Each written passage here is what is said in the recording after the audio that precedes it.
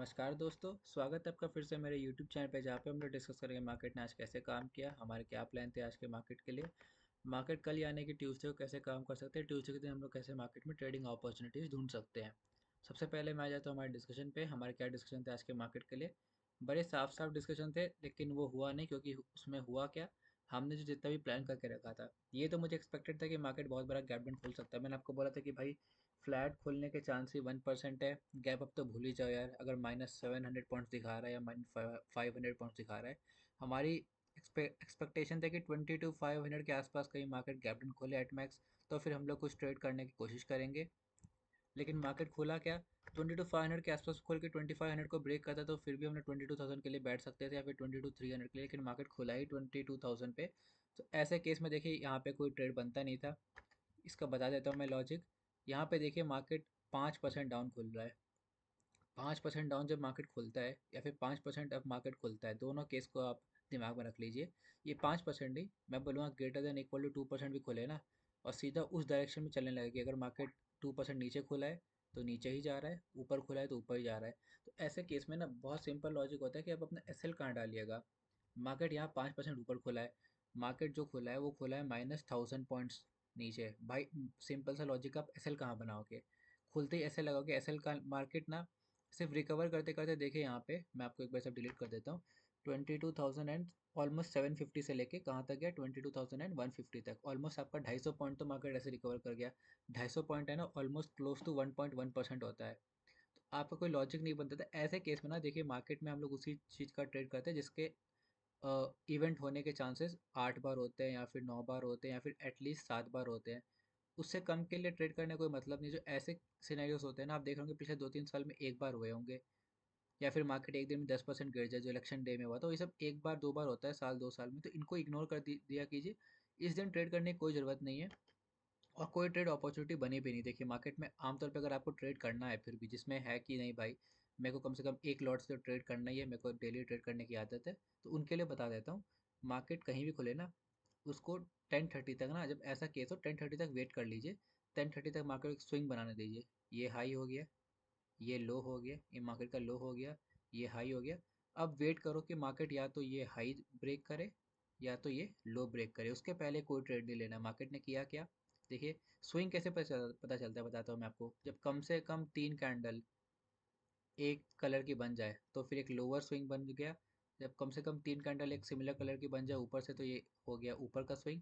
अगर similar candle नहीं बन रहे हैं तो कम से कम 4 कैंडल बन जाने के बाद, यहाँ पे देखिए दोनों तरफ 4 कैंडल बन जाए, लेकिन पिछला जो स्विंग था, इस तरफ नीचे इस तरफ ऊपर, ये दोनों ब्रेक नहीं हुआ हो, तो आप समझ सकते हैं कि स्विंग बन गया। ये देखिए यहाँ पे 4 कैंडल, देखिए 1, 2, 3, 4 ग्रीन कैंडल, और 1, 2, 3, 4, 4 रेक्टेंगल बन गए। तो अब हम मान सकते हैं कि हाँ भाई नीचे की तरफ मेरा ये स्विंग बन गया, ऊपर की तरफ ये स्विंग बन गया। अब इसको ब्रेक होने पे मैं ट्रेड करूंगा। मार्केट ने किसी को ब्रेक नहीं किया, यहाँ पे एक डब्ल्यू पैटर्न बना के मार्केट ऊपर जा रहा था, यहाँ पे किसी ने ट्रेड लिया होगा तो ले सकता था। एसएल इस केस में आपका डे लो का होता कि हाँ भाई अगर मार्केट यहाँ से ब्रेक करके डे लो को ब्रेक कर जाता है तो फिर मैं यहाँ से एग्जिट ले लूंगा। लेकिन मैं फिर भी आपको रिकमेंड करूँगा कि हर दिन ट्रेड करने की ज़रूरत नहीं होता है। ऐसे दिनों को ना बस इंजॉय कीजिए, देखिए कि मार्केट में हो क्या रहा है। यहाँ पे देखिए इंडिया विक्स आपका ऑलमोस्ट 60% ऊपर था, तो हो सकता है मार्केट में अगर आप गलत साइड भी बैठ गए होंगे तो विक्स इतना हाई था कि आपको बहुत लॉस नहीं हुआ होगा।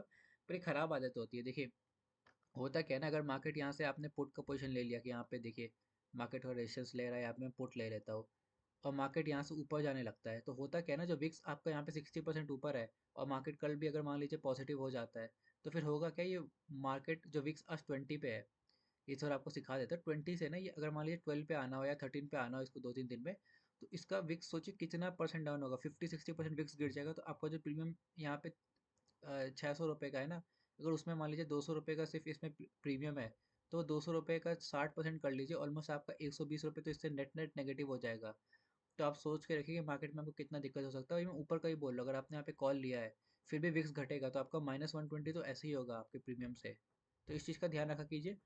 ऐसे केस में ना जब विक्स इतना ज़्यादा हो, मैं आपको विक्स दिखा देता हूँ एक बार। मैं ऐसे बुक मार्क करके ही चलता हूँ। विक्स देखिए यहाँ पे आज आपका ऑलमोस्ट 65% ऊपर था, 22.7 पे क्लोज किया। ऐसे दिनों पे जब ऑप्शन प्रीमियम बहुत हाई हो, कल भी उतना आसानी से बाइंग मत कीजिएगा। मार्केट ऊपर जाएगा ना, तो ये विक्स है ना वो नीचे आएगा, इसलिए आप हो सकता है मार्केट ऊपर जा रहा होगा पर आपका प्रीमियम जो है ना वो नीचे जाएगा। तो इस चीज़ का ध्यान रखिए, कल बहुत कम लॉट में ट्रेड कीजिए तो नहीं ट्रेड कीजिए। मार्केट अभी ऐसे कंडीशन पे जहाँ पे ट्रेड करना ज़रूरी नहीं है। जब ज़रूरी होगा, जब अच्छा सिचुएशन हो जाएगा, तब हम लोग देखेंगे मार्केट में क्या कर सकते हैं। तो आज कोई ट्रेड नहीं बनती हमारी, डिस्कशन जो हुआ तो उसके सारे विपरीत खुला है यहाँ पे मार्केट। यहाँ पे देखिए हुआ क्या है ना, अभी मैं आपको वन डे टाइम फ्रेम पे दिखा देता हूँ। मार्केट ने यहाँ पे ऑलमोस्ट इलेक्शन डे लो को यहाँ पर टेस्ट कर लिया। इलेक्शन डे की क्लोजिंग को टेस्ट किया, लो को तो टेस्ट करना भी बाकी है। प्री मार्केट पे इसने जरूर टेस्ट किया था, जो कि मैं आपको बहुत समय से बता रहा था। एक चीज़ मैं फिर से बता देता हूँ। देखिए मैंने आपको यहाँ पे बोला था, यहाँ पे बहुत बार बोला था कि भाई सेलिंग का अच्छा अपॉर्चुनिटी है। देखिए मार्केट में यहाँ पे 2000 पॉइंट मिल गया। मैंने पर्सनली यहाँ पे पोजीशन बुक कर लिया था खुलते ही, क्योंकि बहुत शार्प रिकवरी का चांस होता है। हालांकि मार्केट खुला यहाँ पे 750 पे था, और जब तक मैं 1 मिनट भी वेट करता है ना, ये यहाँ पे आ गया 22,000 पे, सॉरी 23,000 पे। तो मेरा यहाँ पे जो प्रीमियम था ना 750 से, ये ऑलमोस्ट चला गया 450। तो बैठे बैठे बहुत लॉस हो गया, पर कोई बात नहीं, लॉस तो नहीं बोलूँगा, पर हाँ मिस्ड अपॉर्चुनिटी जो प्रॉफिट की थी, पर कोई बात नहीं। हम लोग यहाँ से ट्रेंड कैप्चर कर पाए। यहाँ पे शॉर्ट करने का कोई मतलब नहीं है भाई। ये पूरा इतना गैप आपका बचा है 700-800 पॉइंट का, इसको मार्केट फिल कर सकता है तो फिर बहुत दिक्कतें होंगी आपकी। हो सकता है मार्केट फिल करने के बाद नीचे चले जाए, लेकिन अभी अपॉर्चुनिटी कोई नहीं बनती सेलिंग करने की। बाइंग तो मेरे को लगता है बोलने की ज़रूरत है नहीं। यहाँ पे जो बाइंग कर रहा है तो भाई रिफ्लेक्ट करो कि ट्रेडिंग में डिसिप्लिन नाम की भी कोई चीज़ होती है, उसको थोड़ा फॉलो करना चाहिए। यहाँ पे मार्केट ऊपर जाए, मैं आपको बहुत बार बोलता हूँ, हर बार बोलता हूँ, जब तक ये स्विंग ब्रेक नहीं होगा कॉल का मत सोचना भाई। मार्केट ने यहाँ पे भी ऊपर जाके देखिए 30 दिन में ऊपर गया था, 3 दिन में नीचे आ गया। इसलिए बोल रहा हूँ कि भाई अभी बाइंग का बिल्कुल नहीं सोचना है। हाँ, मार्केट में अब क्या अपॉर्चुनिटी होनी चाहिए हमारी। मार्केट बिल्कुल यहाँ पे गैप फिलिंग के लिए आ सकता है। गैप फिलिंग एक बात है, दूसरा सेलिंग के लिए अपॉर्चुनिटी मैं ढूंढूंगा भाई जितना मार्केट नेगेटिव है। यहाँ पे देखिए 0.5 का जोन है, ये क्लोज टू 22,800 है। मार्केट यहाँ पे आ सकता है। इतना गैप फिलिंग करेगा कि नहीं करेगा ये बोलना थोड़ा मुश्किल है। यहाँ पे 20 EM तो है, 50 भी आ सकता है।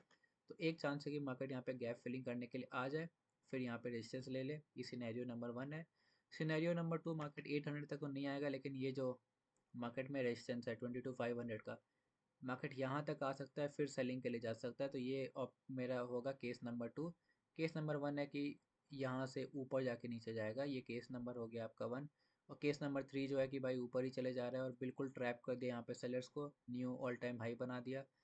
ये केस नंबर 3 है। केस नंबर 3 के चांसेस बहुत कम है। केस नंबर 3 तब वैलिड होगा जब मार्केट इसको क्लियर कर देता है 23,250 को, तब हम लोग देखेंगे, वरना अभी हमारे लिए काम का नहीं है।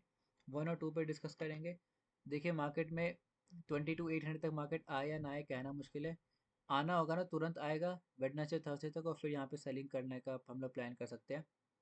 देखिए दो चीज़ जो मैं देखूंगा, पिछली बार मेरी एंट्री थोड़ी, आप कह सकते हो थोड़ी जल्दी हो गई थी, मगर मैं खुद की बात करूँ ऑनेस्टली थोड़ी जल्दी हो गई थी, क्योंकि मेरे को लग रहा था कि मार्केट यहाँ से गिर सकता है। स्पेशली यहाँ पे जो कैंडल्स बन रहे थे, मेरे को लगा मार्केट गिर ना जाए, तो इसलिए यहाँ पे जो बड़ा कैंडल बना मैंने यहाँ कहीं एंट्री ले ली थी। उसके बाद यहाँ पे मैंने एवरेज आउट किया था। हालांकि यहाँ पे एंट्री एक्चुअल होनी चाहिए थी। एंट्री अब हम लोग कहाँ लेंगे ना, बिल्कुल डिटरमाइंड है। दो चीज़ों की हम लोग फोकस करेंगे। नंबर 1, मार्केट में जितने ग्रीन कैंडल बनने हैं ना भाई बनने दो, एक रेड कैंडल बनना चाहिए। इस रेड कैंडल के बाद हम लोग देखेंगे क्या करना है।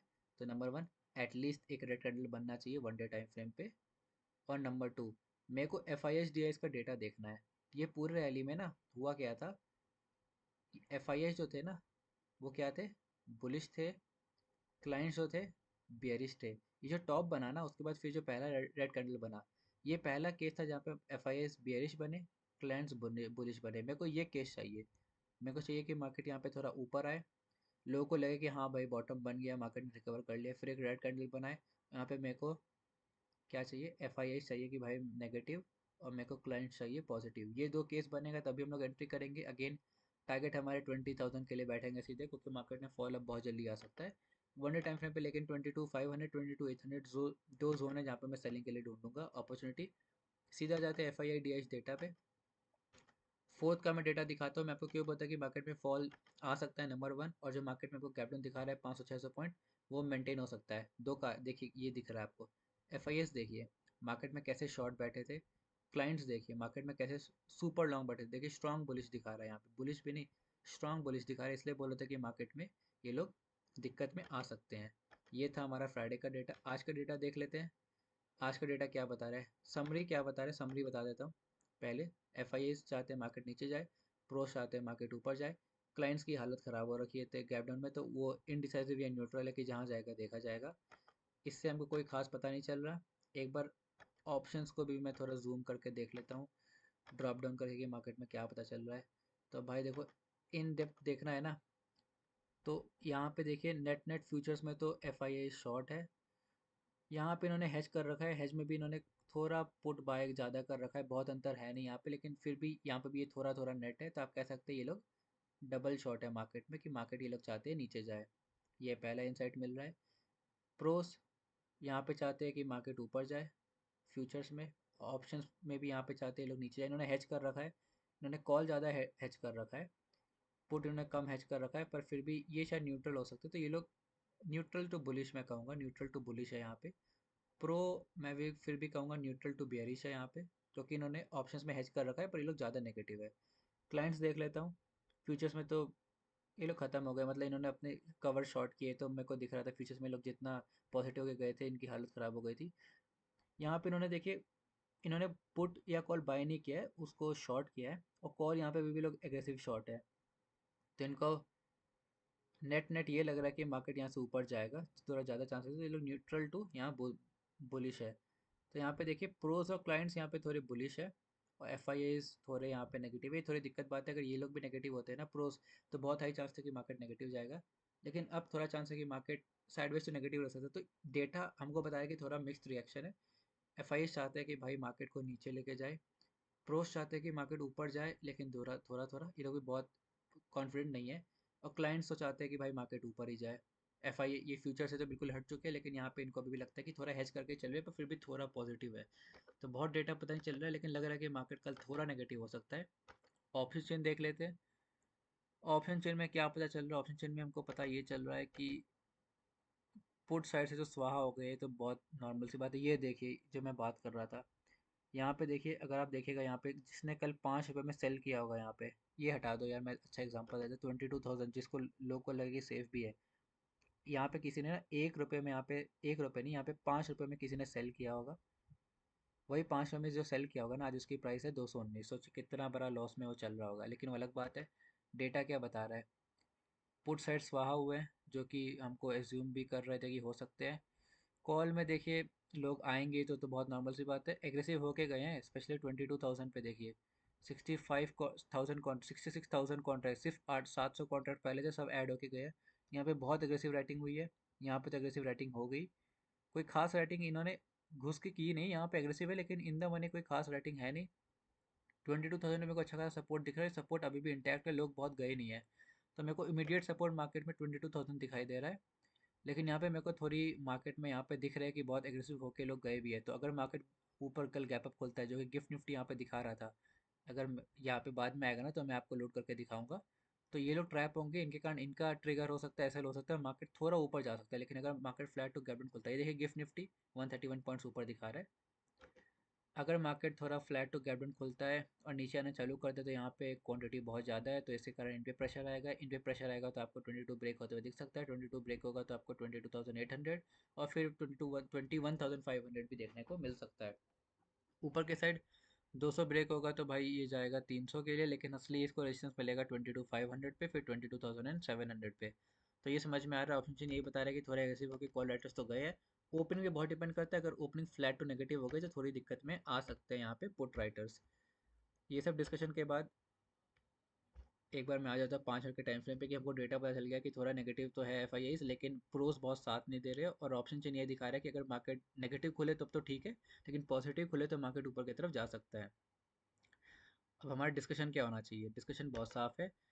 वीडियो थोड़ी लेंदी हो जाती है मेरी, तो सोचा करूँगा कि थोड़ा क्रिप्स रखूँ यार, क्योंकि 15-16 मिनट बहुत ज़्यादा हो जाता है। एवरेज क्लोजिंग 161 की आई है, 161 यहाँ कहीं है।